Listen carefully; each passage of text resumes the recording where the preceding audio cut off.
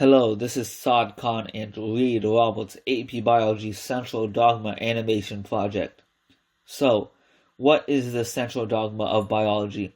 The central dogma of biology, also known as protein synthesis, is the process by which genetic material in DNA is made into proteins. The synthesis of proteins has two main steps: transcription and translation. Transcription is the first step and begins with DNA in the nucleus of the cell. In transcription, DNA is used as a template for the creation of messenger RNA. Transcription is made up of three stages: initiation, elongation, and termination. Initiation begins with a topoisomerase enzyme working to untangle supercoiled DNA to prepare it for transcription. Next, transcription factor proteins bind to the promoter region of the DNA template strand called the Tata box. After this, an enzyme known as RNA polymerase attaches to the promoter and unzips the two strands of DNA being transcribed in the area of the gene being transcribed with the help of DNA helicase, making the transcription initiation complex. The next stage in the process is elongation, in which a strand of DNA acts as a template for pre-mRNA to be built by RNA polymerase. The template strand has to run from 3' to 5' because pre-mRNA can only be built from 5' to 3', which means that the two are anti-parallel. The two complement each other's nitrogenous bases, with cytosine binding with guanine.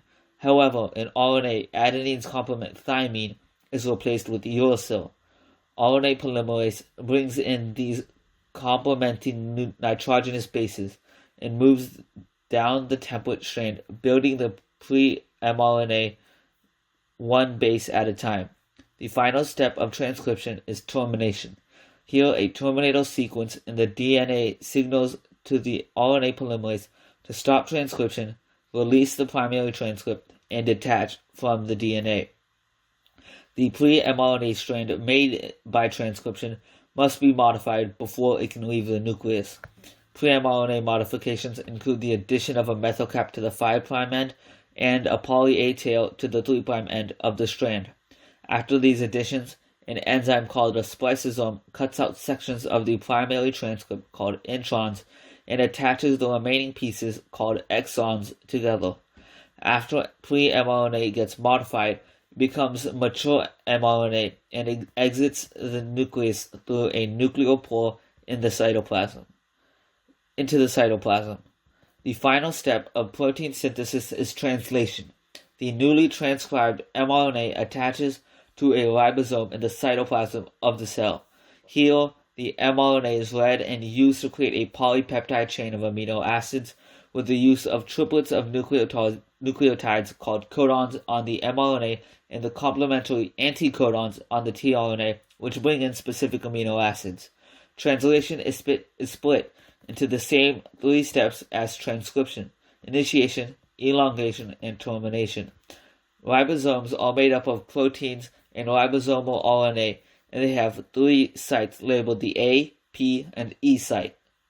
Initiation begins in the A site, where transfer RNA enters the ribosome, and the process is initiated with the 5' methyl cap being recognized and bound to the ribosome.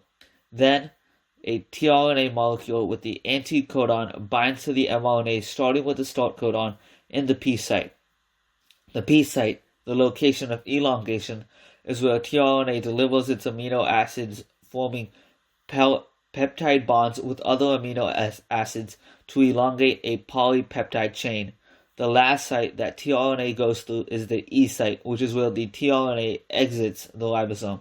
This process ends when a stop codon is met in the A site, causing release factors to add an H2O molecule to the end of the polypeptide chain so it can leave the ribosome. This stopping is called termination. In the end, protein synthesis produces a new amino acid sequence that gets folded into a protein molecule that goes out into the cell to perform necessary bodily functions.